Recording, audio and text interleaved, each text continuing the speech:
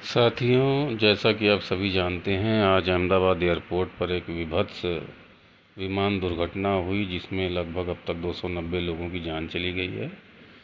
तारीख 12 जून 2025, समय दोपहर का लगभग 1:38। एयर इंडिया की फ़्लाइट थी AI-171 जो कि अहमदाबाद से लंदन के लिए रवाना हुई थी, लेकिन टेक ऑफ के कुछ ही सेकंड बाद क्रैश हो गई। लगभग 30 से 60 सेकंड के अंदर यह फ़्लाइट क्रैश हो गई।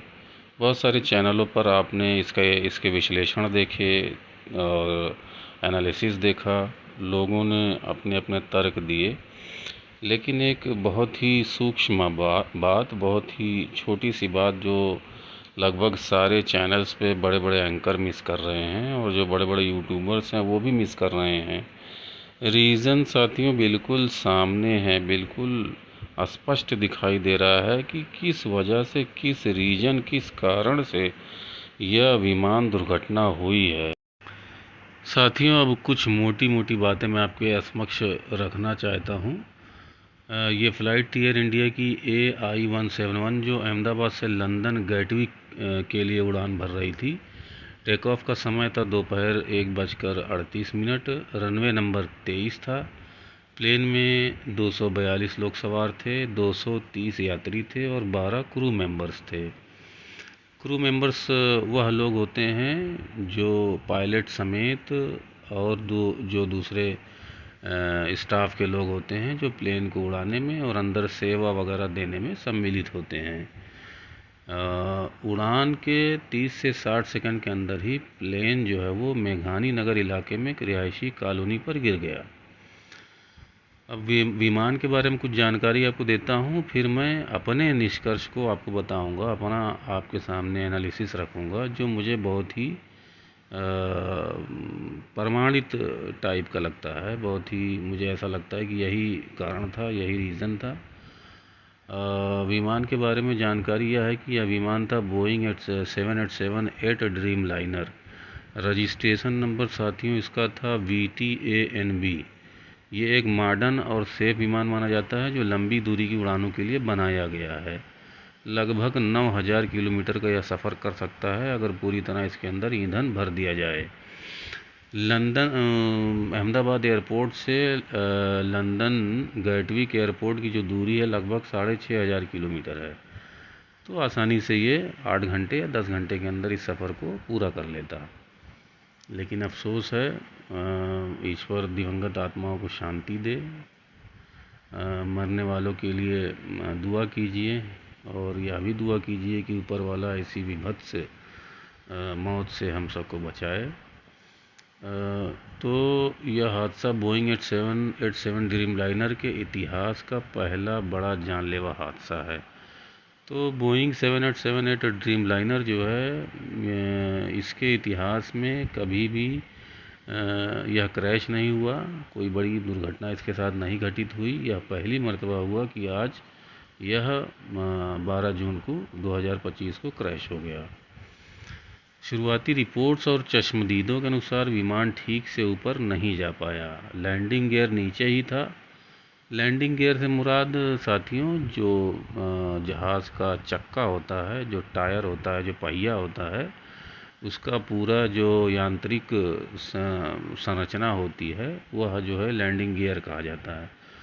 तो प्लेन उड़ने के कुछ समय बाद जब प्लेन खासी ऊंचाई पर चला जाता है तो लैंडिंग गियर जो है वो बंद हो जाता है। उसके जो कपाट होते हैं, जो दरवाजे होते हैं, वह बंद हो जाते हैं।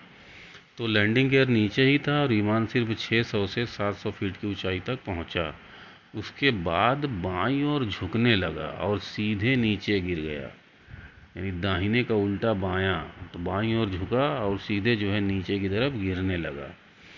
तो कुछ लोगों का विश्लेषण यह है कि इंजन ने पूरा पावर नहीं दिया या टेक ऑफ की सेटिंग सही नहीं थी। अब थोड़ा सा जानते हैं कि क्या मोटे मोटे रीजन आज लोगों ने बताए हैं, जो इसके एक्सपर्ट्स हैं या जो यूट्यूबर्स हैं, चैनलों के एंकर से उन्होंने कुल मिलाकर या जो इसके ज्ञाता हैं उन्होंने 4 रीजन मुख्य तौर पर मोटे मोटे बताए हैं। पहला बताया है कि इंजन में थ्रस्ट की कमी, दूसरा बताया है फ्लैप और स्लैट सेटिंग सही नहीं थी। तीसरा बताया है बर्ड स्ट्राइक की संभावना। और चौथा बताया है ऑटोमेटिक सिस्टम में गड़बड़ी।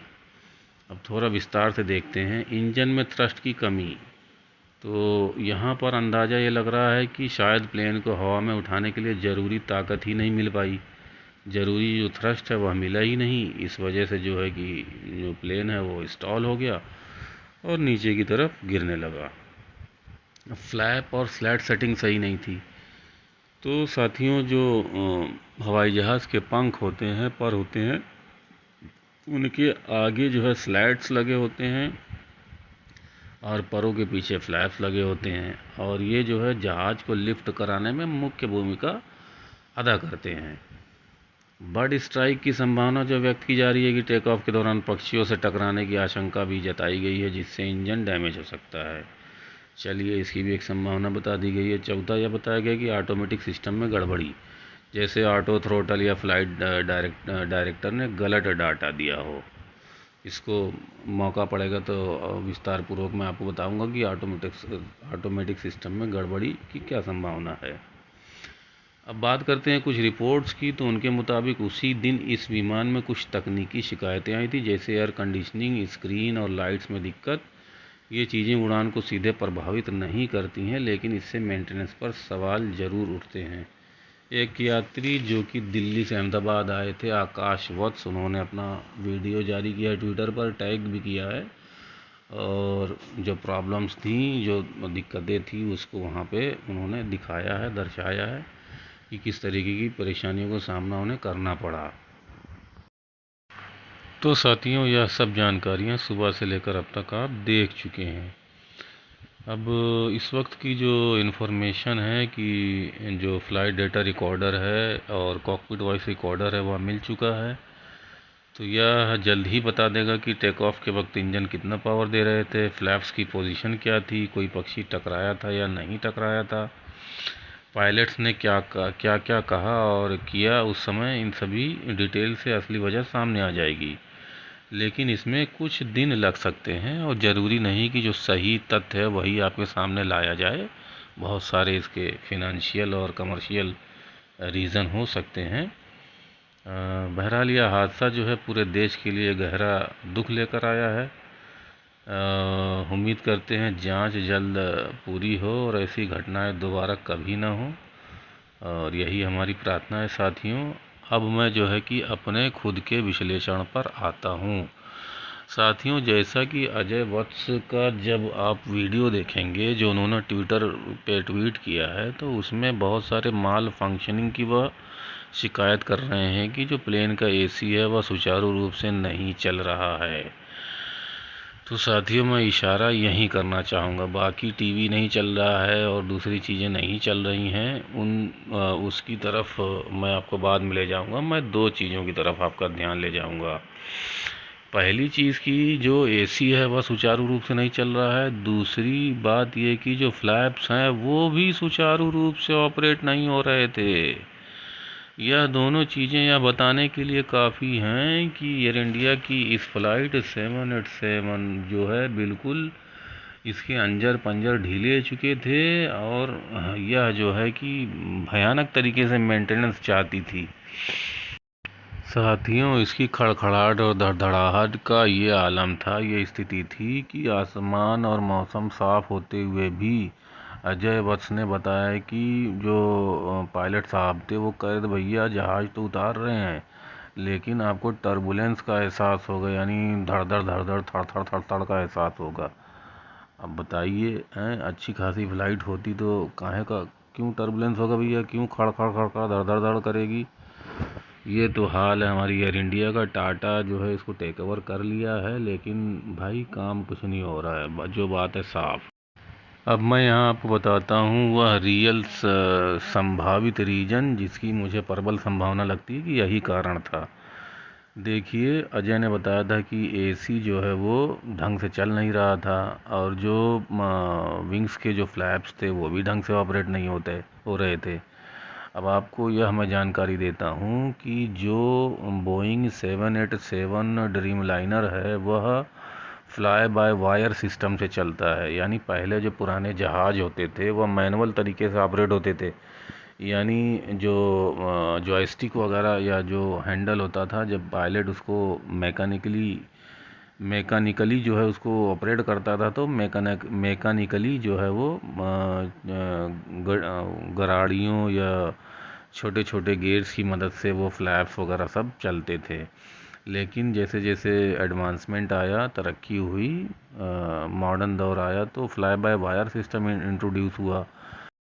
फ्लाई बाय वायर सिस्टम क्या है दोस्तों? कुछ नहीं है, जो कार के अंदर पावर स्टीयरिंग सिस्टम होता है वही है। यानी मैकेनिकली आप जो है हैंडल को ऑपरेट करेंगे, उससे जुड़े हुए जो है इलेक्ट्रिकल मोटर्स होंगे, और इन मोटर्स के थ्रू जो है कि वो चीज़ें कंट्रोल होंगी। चाहे आपका इंजन हो गया, चाहे प्लेन के एवियोनिक्स हो गए, रडर हो गया, फ्लैप्स हो गए, स्लैट्स हो गए, यह सारी चीज़ें। अब जो फ्लाई बाय वायर सिस्टम होता है साथियों, उसके लिए चाहिए ऊर्जा, उसके लिए चाहिए करंट, उसके लिए चाहिए इलेक्ट्रिसिटी। तो आए कहाँ से? तो वह आती है दो तीन तरीक़ों से। तो साथियों, प्लेन को ऊर्जा मिलती है तीन चीज़ों से। एपीयू से मिलती है, जीपीयू से मिलती है, और इंजन के अंदर जो मेन जनरेटर लगा होता है आईडीजी, उससे मिलती है। अब एपीयू और जीपीयू आप सर्च करके देख लेना, ऑक्सिलरी पावर यूनिट होता है।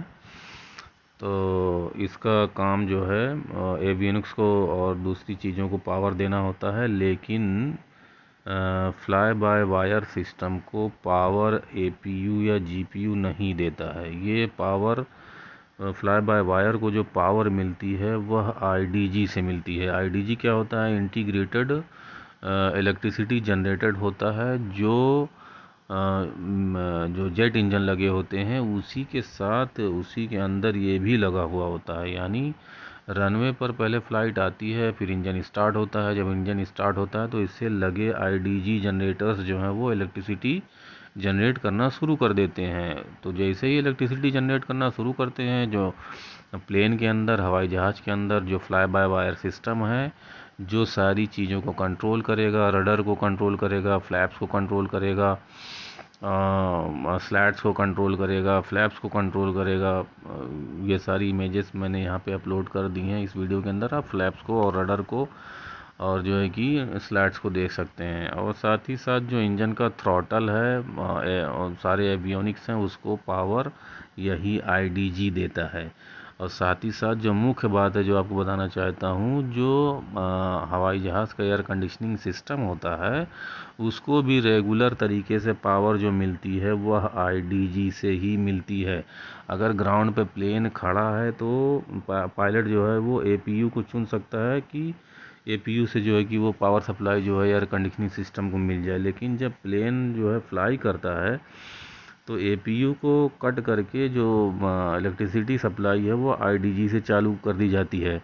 अब इसमें दो चीज़ें मुख्य हैं कि अजय ने बताया कि जो फ्लैप्स हैं वह सही तरीके से नहीं काम कर रहे थे, और एसी भी जो है वो सही तरीके से काम नहीं कर रहा था। इसका मतलब है जो आईडीजी था वह सही तरीके से इलेक्ट्रिसिटी जनरेट नहीं कर रहा था, जिसकी वजह से जो एवियोनिक्स है, जो कंट्रोलिंग सिस्टम है कॉकपिट के अंदर, वह भी सही तरीके से परफॉर्म नहीं कर रहे थे। यहाँ जो इमेज में आप देख रहे हैं, पायलट ने थ्रॉटल को प्रेस कर रखा है। तो जब थ्रॉटल प्रेस होता है तो उसके अनुरूप बराबर मात्रा में पावर इंजन को प्रोड्यूस करना चाहिए। यानी उतना जो फ्यूल है वो जलेगा, उतना प्रेशर क्रिएट होगा, और जो जेट इंजन है उतना थ्रस्ट उसको प्रोड्यूस करना चाहिए। लेकिन यहाँ जब पायलट ने मेडे मेडे कहा तो उसने यह कहा कि हमको थ्रस्ट ही नहीं मिल रही है।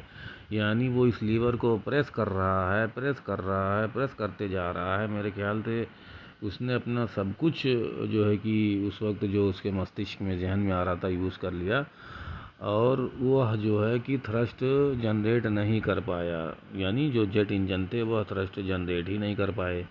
तो भैया कहाँ से जनरेट करते? जब पूरे Air India 787 obligate Dreamliner का फ्लाई बाय वायर सिस्टम ही करप्ट है, तो भैया कहाँ से जो है कि वो इंजन थ्रस्ट प्रोड्यूस करेगा, और कहाँ से उसको जो है लिफ्ट मिलेगी, कहाँ से जो है प्रॉपर तरीके से फ्लैप्स और स्लैट्स और रडर वगैरह काम करेंगे। तो साथियों यह मुझे जो है कि मुख्य रीज़न और मुख्य वजह यही दिखाई पड़ी उस वीडियो के माध्यम से जो अजय वत्स ने पोस्ट की, और जो मैंने अब तक सारी सूचनाओं को देखा, तो इस आधार पर मैं इस नतीजे पर पहुंचा कि एयर इंडिया के इस जहाज़ का फ्लाई बाय वायर सिस्टम पूरी तरह सड़ चुका था, ख़राब हो चुका था। ना ढंग से एसी चल रहे थे, ना फ्लैप चल रहे थे, ना एवियोनिक्स चल रहे थे, ना जो है कि इसके थ्रॉटल चल रहे थे, ना ही वो इंजन को, इसीलिए वह इंजन जो है कि प्रॉपर मात्रा में, प्रचुर मात्रा में थ्रस्ट प्रोड्यूस ही नहीं कर पाया। तो दो जुमलों में अगर पूरी कहानी बयान करना हो तो यही कहा जा सकता है, नंबर 1 सड़ा हुआ मेंटेनेंस और लापरवाही नंबर 2, यही दोनों कारण हैं जिनकी वजह से यह विभत्स दुर्घटना हुई। साथियों बड़ी मेहनत से आपके लिए यह वीडियो तैयार किया है। मेरे पास रिसोर्सेस नहीं है, ना इतने संसाधन और साधन है कि मैं जो है कि बड़े बड़े चैनलों की तरह जो है कि आपको वीडियो बनाकर दे पाऊँ। जो जानकारी थी आपसे साझा कर ली। पसंद आए तो लाइक और सब्सक्राइब ज़रूर कीजिए, और दिवंगत आत्माओं के लिए साथियों दुआ कीजिए, प्रार्थना कीजिए, और साथ ही यह भी दुआ कीजिए कि ईश्वर हमें ऐसी विभत्स मौत से बचाए। धन्यवाद।